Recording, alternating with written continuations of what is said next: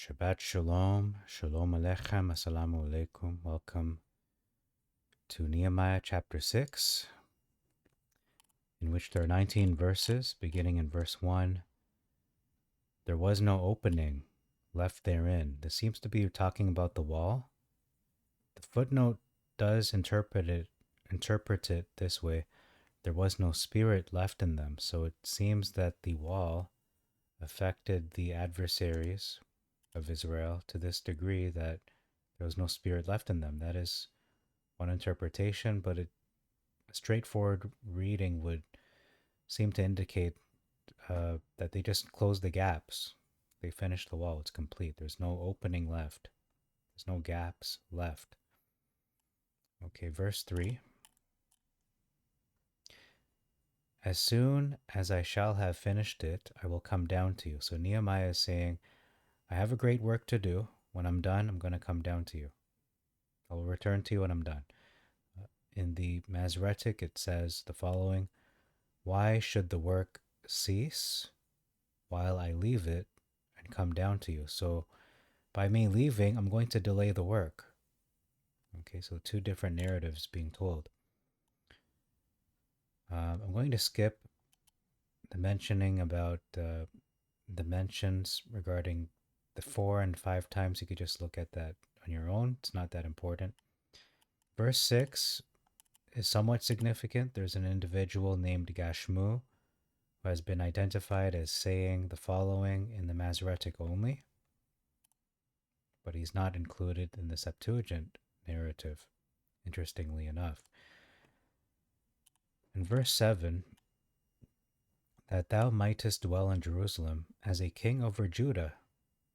So we see that Sanballat believes the motivation of Nehemiah is to live like a king, and he even appointed prophets to himself, under himself, or to preach about him. As it says in the Masoretic, it says, you have appointed prophets to preach of you at Jerusalem, saying there is a king in Judah. So one is saying, the Septuagint specifically, Sanballat is attributing this false motivation that Nehemiah wants to live like a king. And he, although he is a satrap, a governor, he is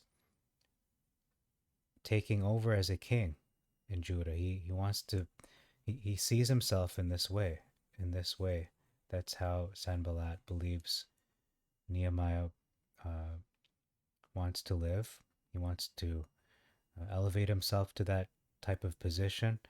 However, in the Masoretic, this is simply a statement that the prophets were appointed by Nehemiah, according to Sanballat anyway. This is a statement that they will be saying, there is now a king in Judah. There is a king in Judah.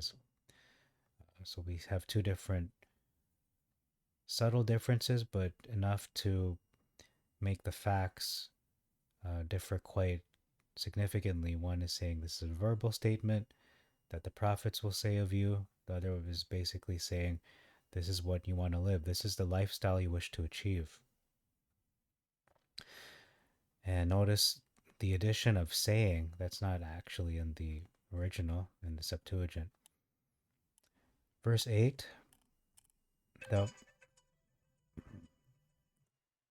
pardon the interruption, I just find it comical that I'm dressed this way and then all of a sudden an iPhone out of nowhere. Okay, kind of asynchronistic. It doesn't match the decor. Okay, so verse 8, talking about you frame them falsely out of your own heart, out of thy heart. So this is the reply of Nehemiah to Sanballat's letter, to his message. Basically, there are two different ways to interpret this. One way is saying that you are discerning them falsely, my motives, versus you feignest, thou feignest, and the Hebrew word for that is bada, which means to devise or invent. So basically, you're fabricating these motives out of your own heart. This is a reflection of your own motives, essentially. In verse 9, were trying to alarm us versus made us afraid. So one is saying they attempted to make us afraid, the other is saying they were indeed successful in this endeavor.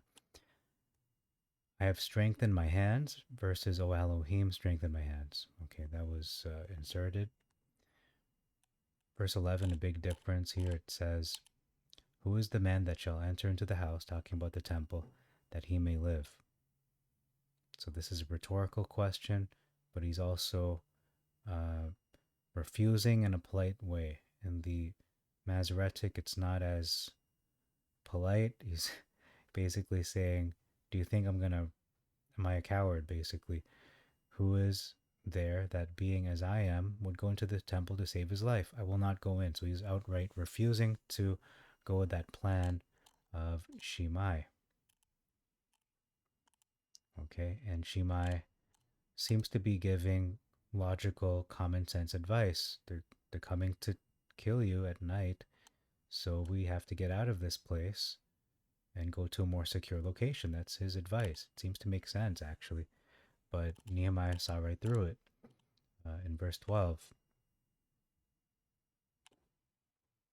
to 13, he observed that, behold, Elohim had not sent him, for the prophecy was a fable devised against me. So he's seeing right through this supposed true prophecy. No, it was made up. It was fabricated. It's fake. It's a fake prophecy. It's a false prophecy, in fact. Um, and Tobiah and Sanballat had hired him. So he is saying in the Masoretic that Shimei was hired by Tobiah and Sanballat. Um, the Septuagint is saying, on the other hand, that Tobiah and Sanballat hired a multitude against him, and we're going to find out what this is talking about later on in this chapter. Notice as well in the Masoretic, it says he pronounced this prophecy against me. So he is, I should say, the Masoretic is giving credibility to this prophecy, whereas the Septuagint is basically uh, dismissing this prophecy as having credibility of being true. In fact, calling it a fable. So it's not only fabricated, it's false, it's not true. It's not a true prophecy. It's not a truthful prophecy. And Elohim had not sent him. It says that in both, but uh, the prophecy in the Septuagint is just dismissed altogether, that it is not, in fact, the word of Elohim.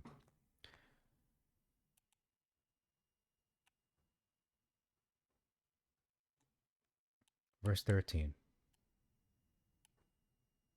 and become to them an ill name, that they might reproach me. So if you followed through this plan, that their suggestion to hide out in the temple, he's saying, I would then sin. He would miss the mark. He would have a poor reputation, and then they would reproach him as a result. On the other hand, it is not linked to his reputation. In the Masoretic, it is basically saying um, it's a bad report. They just want to have any dirt on him in order to reproach him. Verse 14, remember versus think thou upon. So that is continuation of what we covered in the previous chapter, continual difference. And it says, you tried to alarm me. So the rest of the prophets, so it seems that, yes, the Masoretic is more validated in this case, because it seems that there's a multitude of prophets that were hired, as was alluded to in the previous verse 12 and 13. So it does give a little more sense to that. I have to give credit where credit is due.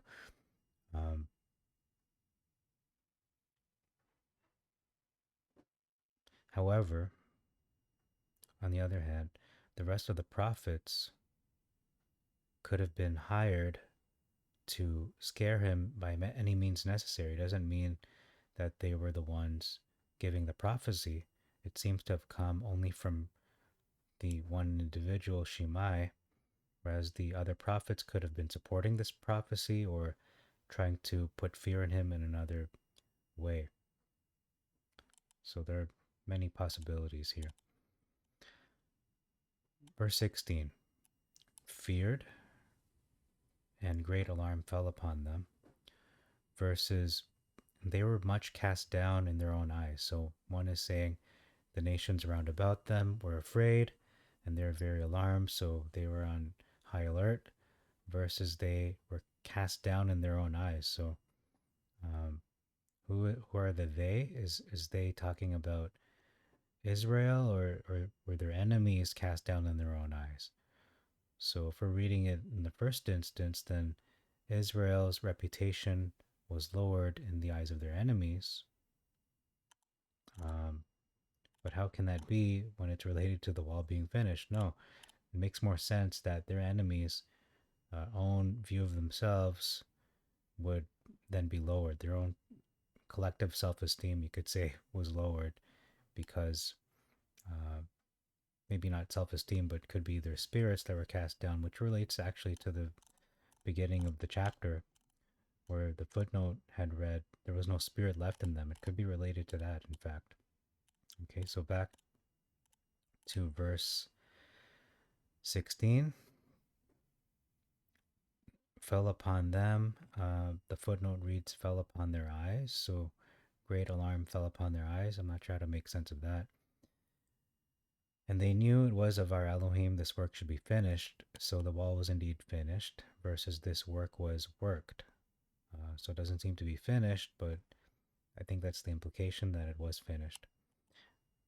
Lastly, verse 19, we have a big difference. It says, they reported his words to me and carried out my words to him. So notice regarding these words of Tobiah,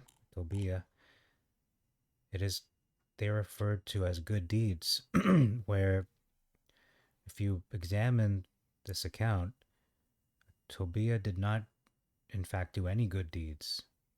Only bad and false things were done by him in this narrative of chapter 6.